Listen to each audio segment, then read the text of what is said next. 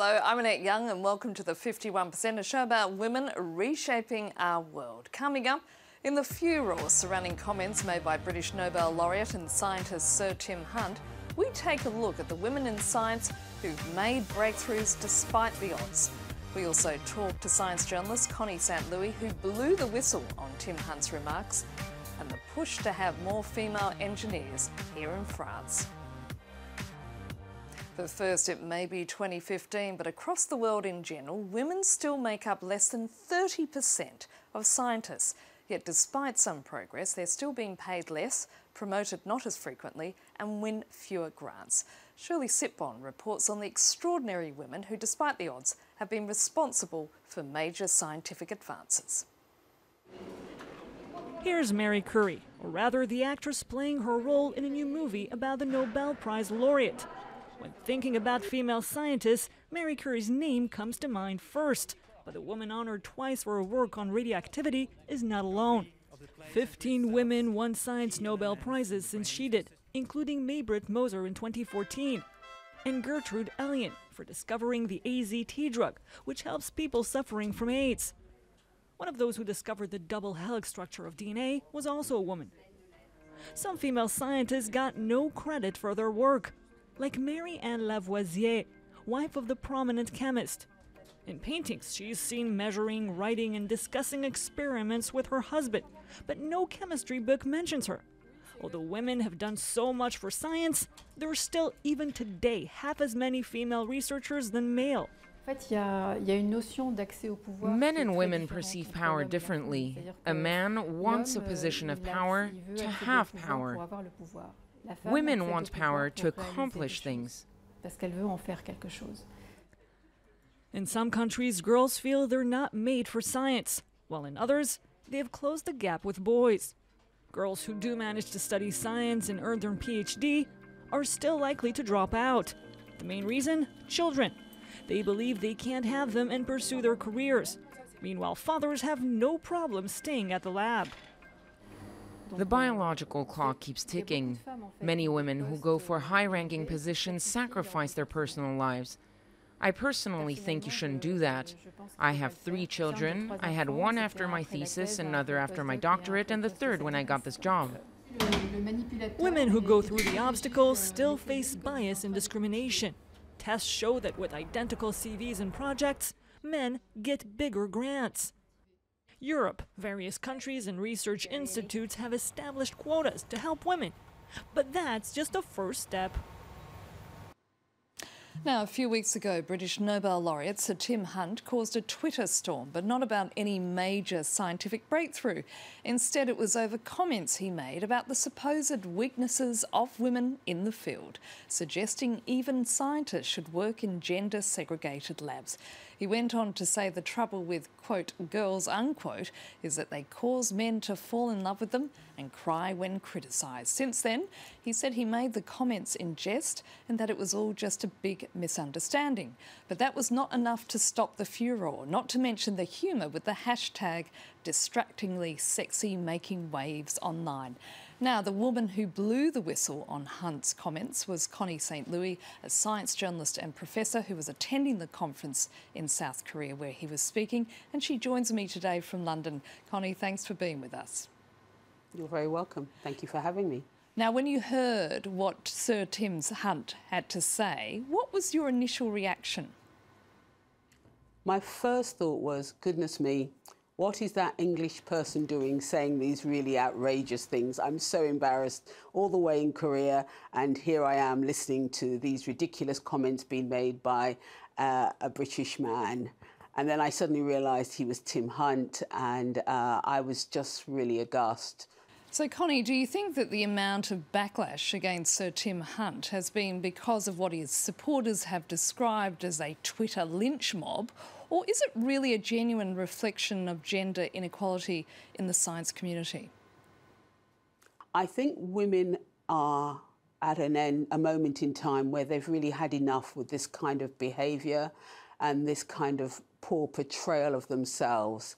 And I just think one of the things about social media is that they can seize it and use it for their own good. I don't think there has been a lynching mob. I think, of course, a lot of people have said it's inappropriate. I think the distractingly sexy hashtag has been really clever and funny and shows the breadth of the way women like to campaign. So the word lynch mob, I don't recognise it, to be honest. I think just people expressing the same sort of frustration as I and the other 100 people that were in the room.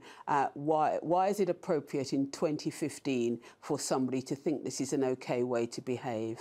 So Tim Hunt has had to step down from several positions. Was that enough, in your opinion? I actually am not bothered what happens to Tim Hunt. I think what is important to me is that we keep thinking about what can be done about women in science. This is only a reflection of what goes on in society. I think one of the things that was also really important is that when I put that tweet out, I was very aware of the phenomena of Twitter shaming, and I thought, well, actually, I don't want this to happen to him because I think it's really horrifying when it happens. I want this to be useful and be taking women in science a little step further to getting the kind of equality that they need. And so I immediately started to ask his organisation that he's a fellow of, the Royal Society, which is the National Academy of Science in the UK. So what are you going to do about a fellow that says these kind of things abroad? And when I got a very poor response from them, I asked them again. I decided to set up a petition because the Royal Society is the oldest National Academy of Science. It's been going since 1660, and it has never had a female president in that time. Not to have appointed a woman to head that organisation, I think, is really, really a serious omission because there are women out there that could do this. Connie, the reality is, however, in general, across the world, women still are the minority in the field of science. Why are we still lagging so far behind? I think because of attitudes that exist in the lab. My neighbour's daughter is a Cambridge PhD student, and she was recently talked about a visit from a really senior scientist from the States to their labs in Cambridge, and the male PhD students were introduced, and she and her colleagues, the female colleagues, weren't introduced. Now, that's just incredible that they can be sort of pushed to the back. Now, fortunately, the scientist who was visiting walked up to the young ladies and said, hello, what's your name? What are you doing? And so I think they dealt with that very well. But I find it incredible that that sort of action is still going on. So how do you correct that? Well, I think actually what it now needs is a sort of a positive I wouldn't say a positive discrimination. I think just positively thinking and about enhancing women in these places. So for one thing, one could do is let's have, like I think most Labour Party and Conservative Party and Liberal parties do, let's have some all-women shortlists, all-women candidates to be put forward for some of these really big jobs, like heading the MRC, like heading the Wellcome Trust, like heading the Royal Society. Let's not say we can carry on like this in a really slow way and it will change, which is what I think the head of the Royal Society, Sir Paul Nurse, says. Let's say, let's do something a bit more dramatic now because the time has come. And I think the role model that helps younger science females to aspire, they're not there still. And so really some urgent action needs to be taken. Connie Saint Louis, I'm afraid we're going to have to leave it there. Thank you so much. You're very welcome. Thank you. Now, here in France, about 50% of female high school students graduate with a science major, yet only 1 out of 5 engineers is indeed a woman. The push is now on to convince more women to enter the field.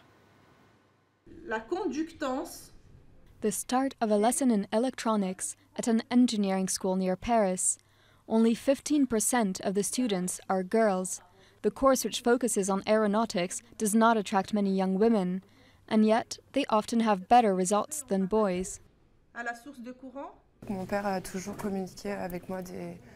My father always talked to me about things that are considered boy subjects, so I've always been immersed in this, while my girlfriend's parents or fathers didn't necessarily talk to them about cars and airplanes and football and so on, so they would never even imagine working in one of these fields. While there is some way before parity between the sexes can be achieved, the engineering sector is doing all it can to court young women. Today, companies are looking for women engineers. We're in the age of gender equality, and that doesn't just mean numbers and sectarianism. On the contrary, it means young women and young men complementing each other in aeronautics and in every other field. Only 1/5 of French engineers are women, and the higher you climb up the corporate ladder, the less women you see. Karine Boissy-Rousseau is an exception. She works for a multinational company that produces industrial gas and manages 450 employees, most of whom are men. I've noticed that sometimes the clients I deal with don't immediately realize who they're talking to. So I've had to learn to explain. I'm the manager. As well as sexism, wage imbalance is also alive and well. Today, on average, a male engineer in France earns 30% more than his female counterpart. But there is hope for those who aspire to be engineers and business leaders. Within 2 years, the boards of large companies listed on the stock exchange will have to be 40% female. And that's it for now. And if you'd like to comment on what you've just seen, you can head to our Facebook page. That's France24, _ the 51%, or do send us a tweet at _51%. Thanks for your feedback so far, and please keep those comments coming in. Until our next program, bye for now.